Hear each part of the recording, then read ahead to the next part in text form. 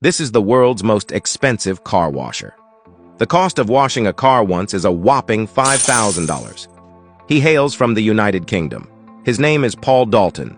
He specializes in serving top-tier luxury cars. Why is his car washing service so expensive? Because when Paul Dalton finishes washing a car, it looks even newer than when you first bought it. He pays meticulous attention to every detail. For different car models, he selects high-pressure water guns with varying pressure. He uses car wax costing $70,000 per can and over 100 imported cleaning agents.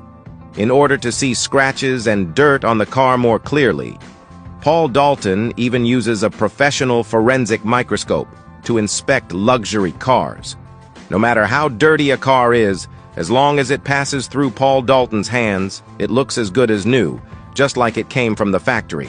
So, even though Paul Dalton's service is quite expensive, and it takes up to 250 hours for one wash, wealthy clients still have to wait for several months to get an appointment.